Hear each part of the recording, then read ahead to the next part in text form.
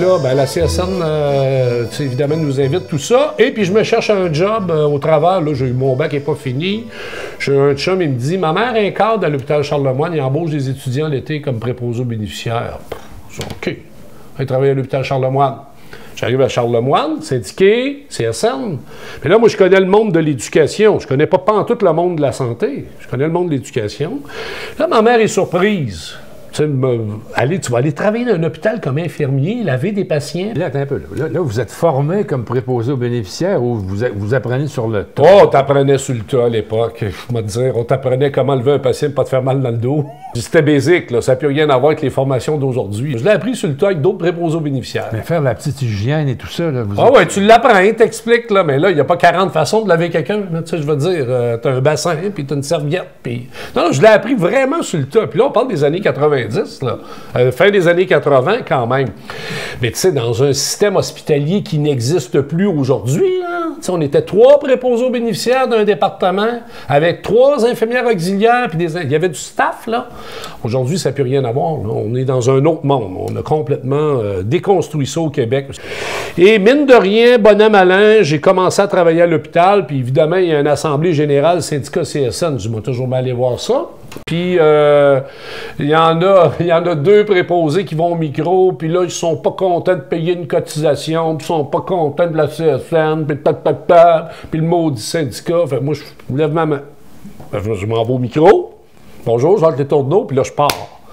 Là, le conseiller syndical de la CSN, il est dans la salle, puis là, il me regarde.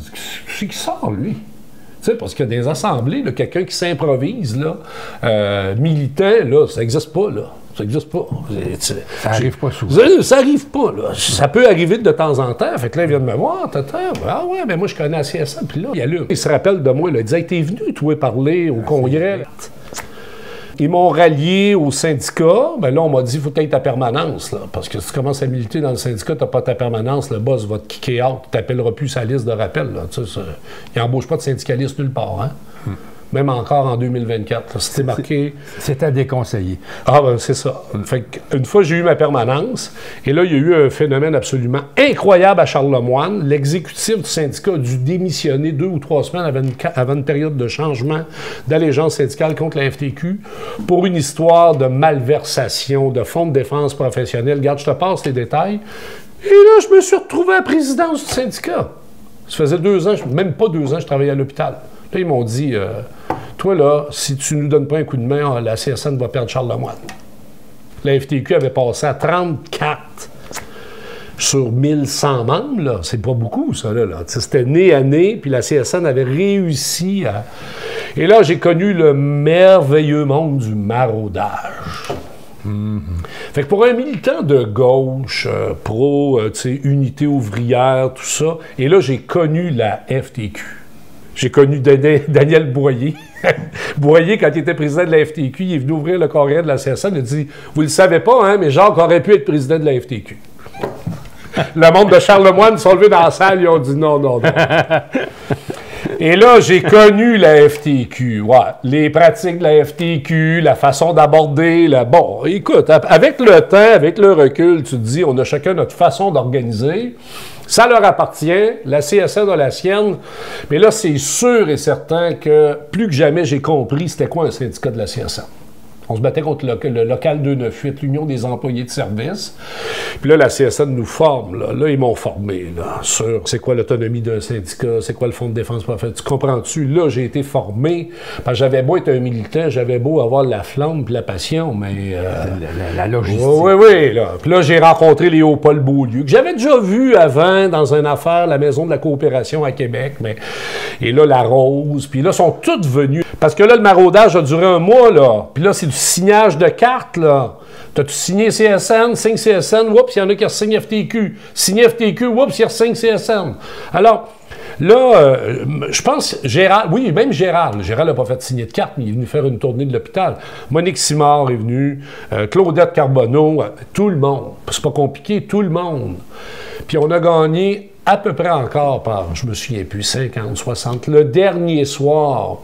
Et la FTQ quand ils nous ont déposé leur requête, là, ils avaient fait signer plus de 800 travailleurs sur 1100. Et comme ils ont attendu à la dernière journée pour déposer, s'ils l'avaient fait 2-3 jours avant, là, on allait au vote obligatoire tout de suite après. Vous étiez fait. Oui, bien, s'ils nous déposaient ça le vendredi, on avait jusqu'au lundi pour refaire signer CSN, tu comprends? Et là, j'ai mon ami Yves Rivard, qui a été conseiller syndical à la CSN, m'a toujours m'en rappelé, puis lui, il avait fait plus de mathématiques que moi, là. Puis le vendredi, il m'a dit, regarde, la FTQ est en train de nous avoir. On est fait. Là, il dit, faut qu'on se réveille. Et là, samedi, dimanche, lundi, on a fait du porte-à-porte. T'es allé en Montérégie, partout. Fait que là, on a gagné ça à l'arraché. Et là, la FTQ, on les a déculottés, là, parce qu'on a rattrapé notre majorité. Fait qu'on est arrivé nez à nez, puis là, le ministère du Travail a redonné un vote. Et là, la FTQ, la première journée de l'audience, nous a dit, on va faire un deal, on va au vote tout de suite, on règle ça. Moi, j'ai dit à la CSN, si on va au vote tout de suite, on perd. Charlemagne avait failli aller à la CSD en 72. Il y avait un fond un peu conservateur, plus... c'était pas une place qui tripait fort sur le deuxième front, puis c'était très, très labor. Fait que les conditions étaient réunies pour que ça quitte la CSN. Moi, j'ai dit à la CSN, il faut gagner le plus de temps possible devant les tribunaux administratifs et patati patata, parce que moi, je vais travailler avec ma gang, on va bâtir un syndicat CSN à Charlemagne. Un an après, on a gagné à 70% à peu près. 75%. Mais un an, c'est long, d'obtenir des délais d'un an. Là, ben, on est allé devant le commissaire nous a donné raison, on sont allés en appel, puis en appel, on a l'avocat qui te brasse, là, mais moi, il me traverse pas, là. Moi, j'ai mes réponses, tac, tac, tac, essaie de faire dire qu'on a inventé des cartes, qu'on a inventé notre majorité. Il y avait une histoire de gros bras là-dedans, regarde, je te passe les détails, là, ça, dans les annales de la syndicalisation au Québec, Charlemagne, ça a été marquant, et au final, on a gagné.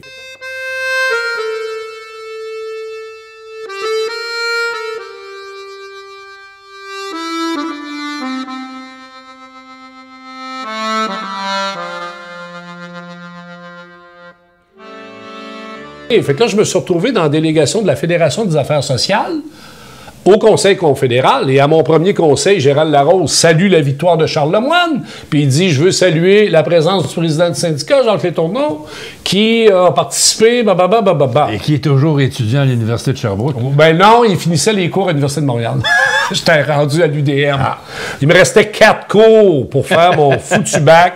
Puis ma mère avait payé mes études. J'ai dit, il faut que ma mère voie un jour le papier. Oui. Fait que j'ai eu le papier. Et là, c'est le départ d'une vraie carrière syndicale. Ouais. Et là, ça va peut-être expliquer un peu le reste du parcours.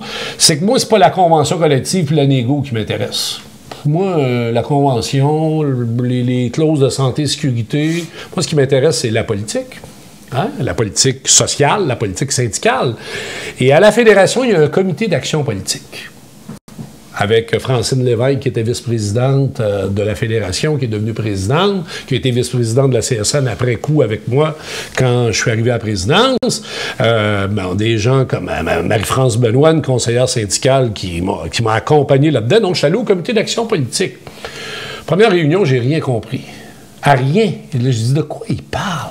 Hey, là, on parlait de politique de santé, de politique publique, des hôpitaux, des CHSLD, des CLSC, de la santé mentale, de la santé psychologique. Tout un jargon que moi, j'avais bien beau avoir été président d'un syndicat d'hôpital. J'avais travaillé en psychiatrie, là, mais je n'étais pas dans le jargon politique d'une politique de la santé comme... Et la Fédération et son comité d'action politique, c'était assez radical. Fait que moi, j'aimais ça. Ça chialait un peu sa CSN aussi, tu sais. Ça trouvait que la CSN, des fois, faisait trop de compromis. Puis là c'est la culture. Moi, j'ai pas encore découvert à ce jour que la Fédération des affaires sociales, qui va devenir la Fédération de la santé, des services sociaux, c'est un peu l'État dans l'État. Tu sais, c'est le plus gros joueur dans le CSN. Bon, moi, je vais au Conseil confédéral, je vois bien qu'il y a des profs que j'ai côtoyés, je vois bien qu'il y a du secteur privé, tout ça, mais là, je suis devenu un militant très socio-politique de la Fédération, mais c'est peut-être un peu l'effet du hasard, mais la Fédération a mis un peu de côté ce qu'elle investissait dans l'action politique. Et on prenait un virage un petit peu plus, tu sais, convention collective, bon.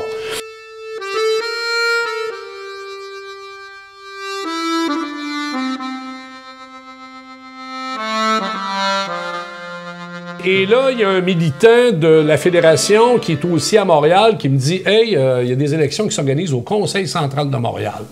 Tu te présentes? » Fait que là, moi, le Conseil central, j'avais déjà été là, mais je savais que c'était Chartrand, là, mais Michel n'était plus là, ça faisait des années, là, mais... Fait que là, m'en va au Conseil central.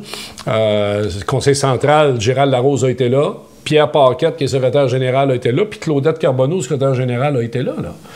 Fait que j'arrive là, il y a un militant du syndicat de transport de Montréal, Normand Lamoureux. Ça, c'était le syndicat qui brassait à la Fédération des services publics et à la CSN.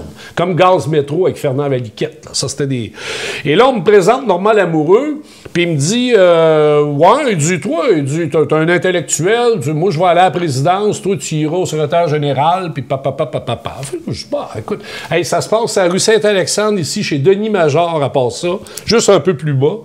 On avait fait cette réunion-là. Major nous avait invités chez lui. Fait que bon, finalement, le gars, il se présente pas, Lamoureux. Je pense qu'il s'était divorcé. C'était compliqué. Puis, en tout cas, Lamoureux se présente pas, mais il est devenu boss après. Fait que le syndicat l'a barré. Mais là, je me retrouve, je me présente pas. Puis il y a un gars qui s'appelle Arthur Sanborn, qui était un anglophone, qui militait au CLSC de Pointe-Saint-Charles. Et là, on a monté une équipe avec nos perfectos de cuir, parce que j'ai 30 ans, là, on est assez jeunes, là. Puis là, on arrive assez primés, là. Moi, j'arrive avec tout mon bagage, Nicaragua, la gauche. Et la coupe Longueuil. Ma coupe Longueuil, ouais, je pense que la coupe Longueuil traîne encore, puis Sanborn aussi. Et là, on s'est retrouvé au Conseil central de Montréal où on a brassé pas mal dans la centrale. Puis moi, comme j'étais un militant d'action politique, d'abord et avant tout, ben moi, j'avais une conception des rapports à l'action politique qui n'était pas celle de la CSN. Ma seule différence, puis il a fallu que je compose avec ça après à la présidence, c'est que moi, j'étais favorable à la création d'une alternative politique au Québec. Et comme j'avais été marqué par les profs qui m'avaient dit que Lévesque puis que le PQ, c'était de la chenoute, puis que c'était à droite, moi, j'ai suivi ça un peu, là, tu sais, sans trop. Je suis pas de la génération du Parti québécois des années 70, là, fait que j'ai suivi ça un peu. Et là, il arrive des gars comme Paul Clich, qui a été candidat de l'Union des forces progressistes, puis Chartrand, toujours vivant. Puis là, Chartrand vient au Conseil central. Puis Michel, il a de la misère à se mettre dans la tête que le président, c'est un Anglais. C'est pas des farces, hein, mais pour vrai, là. Fait que Michel, il parle à Sumstrom, Sanborn, il fait exprès, Chartrand. C'est un baveux, mais il vient voir le secrétaire du Conseil central des Tourneaux, puis là, il se met chum avec moi. Et à l'époque, Chartrand publie avec Léopold Lauzon sur le revenu minimum garanti, puis là, je participe à ces réunions-là. Je connais Fernand Foisy. Bon, là, Fernand Foisy qui a été secrétaire général du Conseil central. Mais en même temps, ce qui est extraordinaire, c'est qu'au Conseil central, les salariés qui sont là, ils ont connu le bonhomme, Chartrand. Puis mettons qu'ils l'ont connu de l'intérieur. Pas le Chartrand, l'image, là, de l'intérieur. Disons que j'en ai appris quelques-unes sur des pratiques parfois qui étaient questionnables, qui aujourd'hui ne passeraient plus. Non. Je veux dire, Michel, il serait kické out. C'est sûr que ça ne marcherait plus. Mais en même temps, c'est un mythe, Chartrand. Moi, je l'avais déjà vu à Thetford d'une assemblée quand j'étais étudiant. Je l'avais vu à l'Université de Sherbrooke.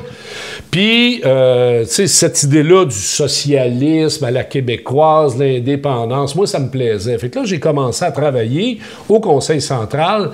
On a même fait un congrès où on a pris une position en faveur de la création d'une alternative politique à la CSN.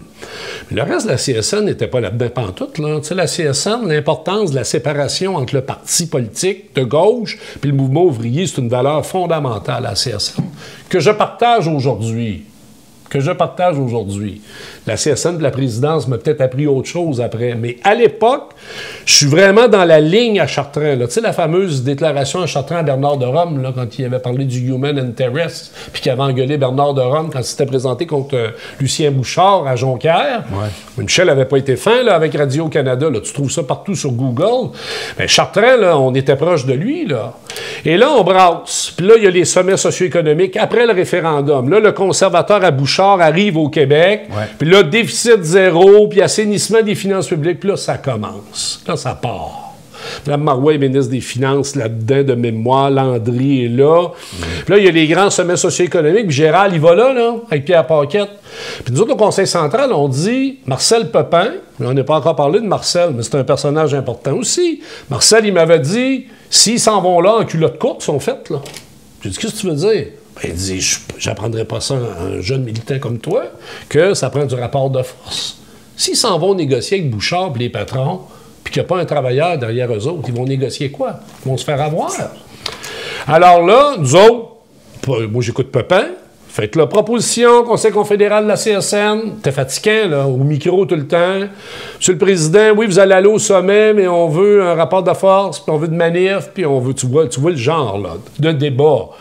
Et là, ces fameux sommets-là, ils atterrissent sur le déficit zéro. Et là, les fédérations du secteur public dans CSN sont en beau joie le vert, parce que qui dit déficit zéro, dit coupure. Ben oui. Dit départ à la retraite des infirmières. Et le deal, c'était, il y avait un sommet, puis même encore aujourd'hui avec Gérald, s'il était autour de la table, je pense qu'on s'entendrait pas, puis c'est pas grave, moi j'adore Gérald, évidemment, il a tout mon respect, grand président, mais à l'époque, on se coltoriait, là, avec Pierre Paquette, puis...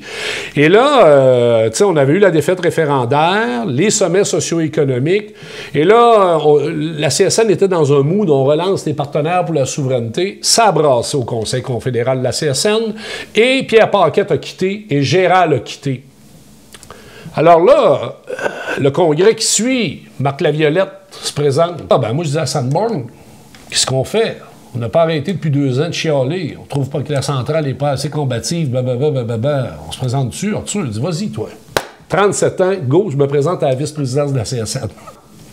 Et là, on fait une campagne, ouf, là là, une campagne quasiment, tu sais, à moitié pas connue, sauf à Montréal, mais des régions, puis, tu sais, le secrétaire général du Conseil central de Montréal, on me voit de temps en temps au micro, là, mais je suis pas à TV, je suis pas médiatisé, et je me lance, puis il n'y a pas d'équipe à CSN, tu sais, fait que Louis Roy, Marc Laviolette, un contre l'autre, bon, tu sais, on parle avec les 2 candidats à la présidence, puis il y a Denise Boucher qui vient se présenter à la vice-présidence, l'année du 25e anniversaire du Comité de conditions féminines. Je pense qu'en général, Denise, assez appuyée par l'appareil syndical, on fait une campagne. Moi, j'avais le Conseil central de Montréal qui m'appuyait, puis peut-être 2-3 militants dans l'appareil à gauche, à droite. Fait que c'était correct. Mais c'est pas grave, j'ai failli gagner, j'ai perdu par 3 votes. Juste dans le discours, puis juste dans les interventions. Bon, on a livré une belle bataille, je me fais battre. Alors, je retourne au Conseil central de Montréal.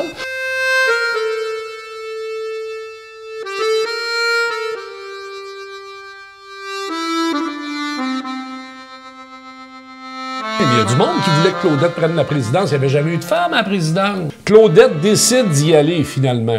Ce qu'elle n'avait pas fait la fois d'avant. Tu sais, la Violette est allée, Claudette s'est retenue. À l'époque, j'étais un peu tiraillé parce qu'il y a quand même pas mal de critiques à l'endroit de Marc. Bon, certaines fondées, d'autres moins. Tu sais, on aime ça à CSN. C'est exigeant. Hein? On est exigeant avec le président. Il faut qu'il soit parfait. Mais bon, peu importe. Fait que Claudette se présente. Conseil central de Montréal appuie Marc Laviolette, parce qu'il y avait comme une filiation, là. Moi, je me rallie au Conseil central, mais j'aime bien Claudette. Moi, j'ai toujours aimé, j'ai toujours respecté cette femme-là.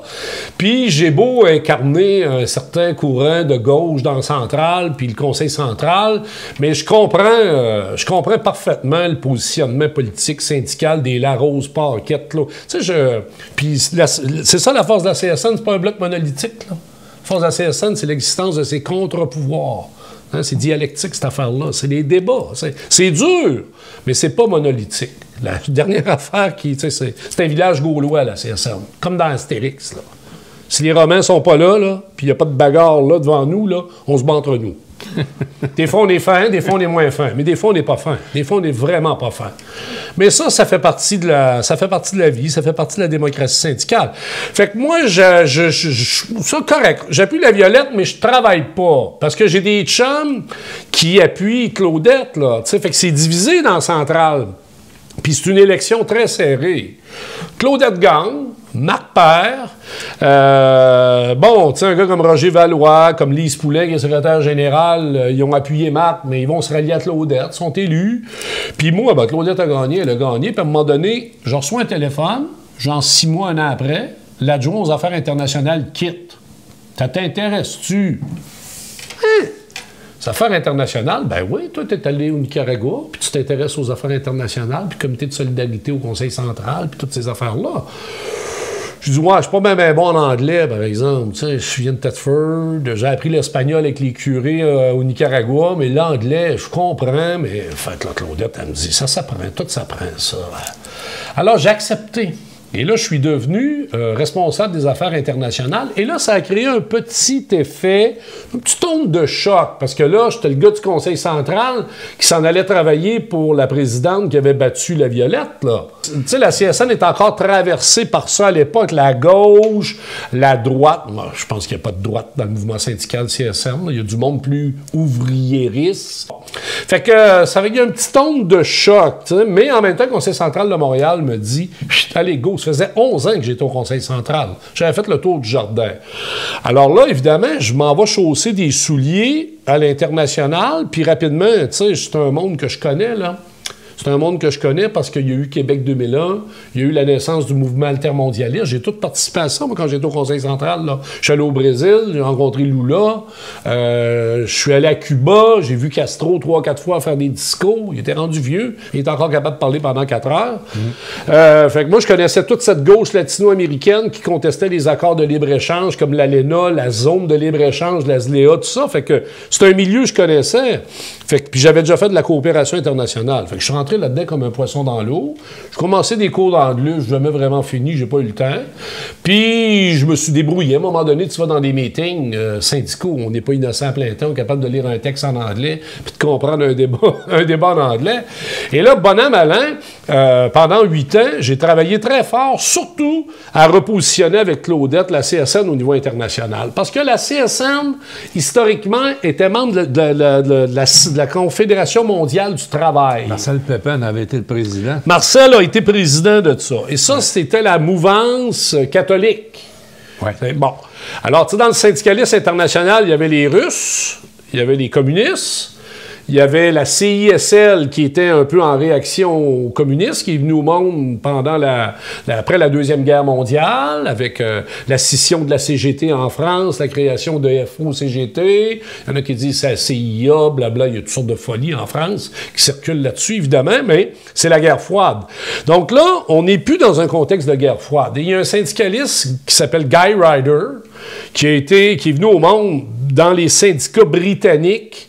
C'est un homme qui parle français, anglais, espagnol, et qui, lui, décide de rassembler l'ensemble du mouvement syndical international en disant, maintenant, là, c'est la fin de la guerre froide, c'est la mondialisation néolibérale qui est triomphante, c'est le capitalisme financier, il n'y a plus de frontières, c'est la désindustrialisation des pays occidentaux. Mais nous autres, on n'est pas dans CISL, ou on est rentré dans CISL, mais on n'est pas au comité exécutif, on n'est pas au conseil général. Pourquoi? Parce que les syndicats canadiens ne veulent pas que la CSN soit là. Parce que la CISL au Canada est dominée par le CTC, puis par la FTQ. Fait moi, je parle au CTC, le CTC dit non, c'est la FTQ qui veut pas. Je parle avec la FTQ dit non, c'est le CTC qui veut pas. Puis là, après ça, tu t'aperçois que c'est le syndicat que tu as déjà maraudé quelque part, qui est une union internationale, qui veut rien savoir de la CSN. C'est compliqué. Ça, je veux dire, on travaille FTQ, CSN, les affaires internationales, mais quand il s'agit d'aller occuper un siège, ben la FTQ les a toutes les sièges, puis le CTC aussi. Donc là, c'est un peu difficile. Là, j'ai pris mon petit paquet, puis là, je suis allé en Belgique. Je suis allé en France, je suis allé au Mexique, puis je suis allé à gauche, puis je suis allé rencontrer Guy Ryder. J'ai même fait un voyage en Espagne pour pogner Ryder après son discours, 10 minutes dans le couloir. Nous, on vient de la mouvance chrétienne, catholique, puis les autres viennent du syndicalisme international un peu américain, puis il y a évidemment les anciens communistes aussi. Alors Ryder, lui, il y a de la place pour tout le monde là-dedans. Et Ryder, il va livrer la marchandise. À Vienne, en Autriche, je me rappelle d'être allé boire 2 bières avec Claudette après le congrès, juste les deux, pour saluer son entrée dans le conseil général de la CSI. Une belle victoire pour la CSN, tu sais. Puis c'était de s'ouvrir une fenêtre aussi sur qu'est-ce que le monde d'aujourd'hui, puis comment tu pratiques le syndicalisme dans le monde d'aujourd'hui. Vous avez été présent aussi à l'Organisation mondiale du travail. Oui, à l'OIT. À chaque année, la CSN envoyait quelqu'un représenter il y a des thématiques à l'OIT. L'OIT, c'est la plus vieille institution internationale, hein, à l'époque de la Société des Nations, là, donc la Première Guerre mondiale. Ça a toujours perduré, ça, l'OIT, pour éviter les luttes de classe, pour éviter la déstabilisation dans les pays. Donc, dialogue État, patron, syndicat. Les grandes conventions internationales sont traitées à l'OIT et encore aujourd'hui, il y a des délégués de la CSN, de la FTQ et d'autres qui vont à l'OIT. Ouais. Non, ça, on était là pendant des années, mais moi, c'était moins ma tasse de thé. J'envoyais les avocats du service juridique. On envoyait les gens qui tripent sur les clauses de convention pour être capable de... Moi, j'étais plus dans la dimension sociopolitique et de solidarité internationale, des projets de solidarité au Honduras, des projets de solidarité au Sénégal. J'ai rencontré du monde extraordinaire en Afrique, là, qui ont une chaise, puis une table, puis un crayon, puis un papier, puis ils n'ont rien d'autre, là, pour se battre, puis qui réussissent à s'organiser et à se battre.